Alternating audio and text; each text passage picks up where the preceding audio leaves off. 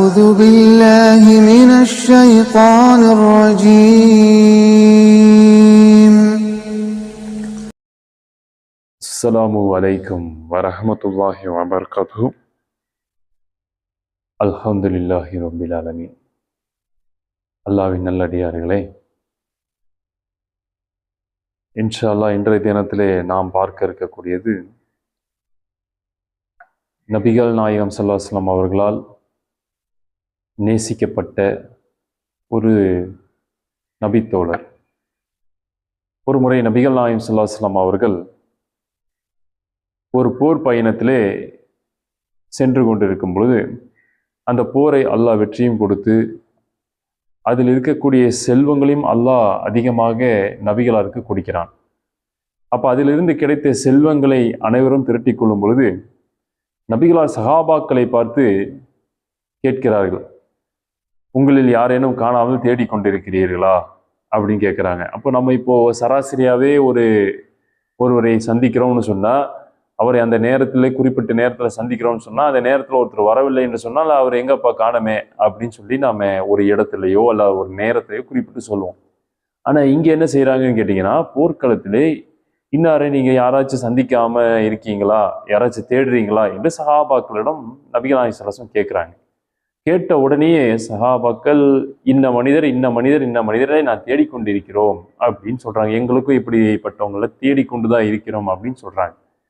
உடனே அடுத்தது நபிகள் நாயகம் ஸல்லல்லாஹு அலைஹி வஸல்லம் மீண்டும் கேட்குறாங்க. ஒரு செய்தியை திருப்பியும் என்ன பண்ணுறாங்கன்னா பலப்படுத்துகிறாங்க. உங்களை யாராச்சும் காணாமல் தேடுறீங்களா அப்படின்னு கேட்ட உடனே மறுபடியும் சஹாபாக்கள் சொல்லக்கூடிய பதில் அதே தான் இருக்குது. இந்த மனிதர் நாங்கள் தேடிக்கொண்டு தான் இருக்கிறோம். போர்க்களத்தில் நாங்கள் அவரை இழந்துட்டோமா, இல்லை அவருக்கு ஏதாவது காயப்பட்டிருக்கா, அவர் ஏதாவது சிரமத்தில் இருக்காரா என்னன்னு தெரியலையேன்னு சொல்லி நாங்கள் தேடிக்கொண்டு தான் இருக்கிறோம் என்று சொல்றாங்க. மீண்டும் சஹாபாக்களிடம் அதே கேள்வி கேட்கப்படுகிறது. இந்த முறை சஹாபாக்கள் சொல்லக்கூடிய பதில் என்னன்னு கேட்டீங்கன்னா, இல்லை, அனைவரும் கிடைத்து விட்டார்கள் அப்படின்னு சொல்றாங்க. அப்போ அவங்க தேடியவர்கள்லாம் இருக்காங்களா இல்லையாங்கிற செய்தி தெரிஞ்சிருச்சு. ஆனா நபிகள் நாயகம் ஸல்லல்லாஹு அலைஹி வஸல்லம் சொல்றாங்க, இப்போ நான் இன்ன மனிதரை தேடிக்கொண்டிருக்கிறேன். யாரை சொல்றாங்க? ஜுலைபீப் ரலியல்லாஹு அன்ஹு அவர்கள். ஜுலைபீப் என்கின்ற அந்த நபி தோழரை நான் தேடிக்கொண்டிருக்கிறேன் என்று நபிகள் நாயகம் ஸல்லல்லாஹு அலைஹி வஸல்லம் சொல்றாங்க. போய் எல்லாம் தேடுங்க அப்படின்னு சொல்லி தனக்கு விருப்பமான ஒருத்தரை, தனக்கு நேசத்திற்குரிய ஒருத்தரை, இந்த நேசங்கிறது எப்படின்னு கேட்டா ஒரு இடத்துல கூடும் ஒரு இடத்துல குறையும். அப்போ இந்த இடத்துல ஜுலைபீப் ரலியல்லாஹு மீது நபிகள் நாயகம் ஸல்லல்லாஹு அலைஹி வஸல்லம் ரொம்ப நேசம் வச்சிருக்காங்க. எப்படி அபூபக்கர் சித்திக் ரலியல்லாஹு அன்பு நேசத்தில் அதிகமாக இருந்தாங்களோ, அதே போல் உமர் ரலியல்லாஹு அவர்கள் நேசத்தில் அதிகமாக இருந்தார்களோ, மற்ற சஹாபாக்களை விட இவர் தனித்துவம் வாய்ந்தவர்கள் தெரிந்தார்களோ, அந்த மாதிரி இந்த இடத்துல ஜுலைபீப் ரலியல்லாஹு அவர்களை தேடிக்கொண்டிருக்கிறார். அப்போ இந்த இடத்துல என்ன ஆகுது? தேடுங்கன்னு சொன்னோடனே சஹாபாக்கள் போய் தேடுறாங்க. தேடினோடனே அந்த இடத்துல ஒரு 7 எதிரிகளுக்கு இடையே இவர் இறந்து கிடக்கிறார், ஜுலைபீப் ரலியல்லாஹு அவர்கள்.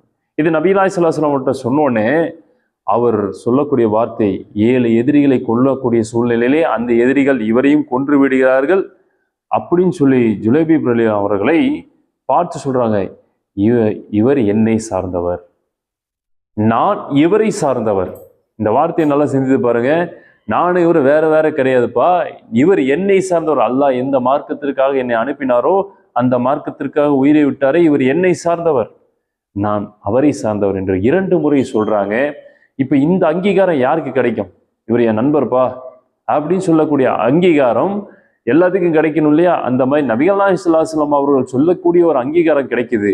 அதோடு நிறுத்திவிடவில்லை, வார்த்தையிலே அதை சொல்லி நிறுத்தவில்லை, அவரை தன் கரங்களால் ஏந்தி, இப்போ சொல்லுவாங்களே சந்துக்குன்னு சொல்லுவாங்க, அவர்களை சுமந்து செல்லக்கூடிய ஒரு இறந்தவரை சுமந்து செல்லக்கூடிய ஒரு பொருள்.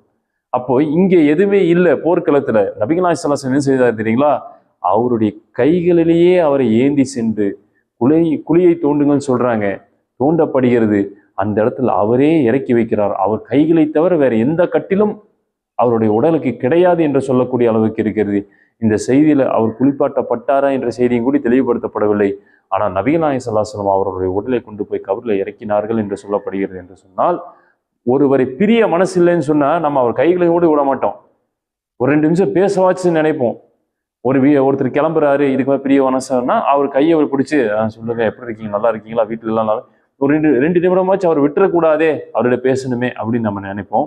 இங்கே ஜுலைபீப் ரலியல்லாஹு அவர்களை நபிகள் நாயகம் ஸல்லல்லாஹு அலைஹி வஸல்லம் விடுவதற்கு மனசு இல்லாம குழிகளில் இறக்கும் வரைக்கும், அந்த இறக்கி வைக்கிற வரைக்கும் தன் கைகளிலேயே ஏந்தி செல்கிறார் என்று சொன்னால், அப்ப இந்த நட்பு எப்பேற்பட்டதாக இருக்கும், இந்த அன்பு எப்பேற்பட்டதாக இருக்கும், இந்த பாசம் எப்பேற்பட்டதாக இருக்கும் என்பதை பார்த்தோம் என்று சொன்னால், இப்படி சஹாபாக்களின் சிறப்புகள் வாய்ந்தவர் தான் இந்த ஜுலைப் ரலியல்லாஹு அவர்கள். ஜுலைபீப் ரலியல்லாஹு அவர்களை பற்றி சிறப்பாக இந்த செய்தி இருக்கிறது.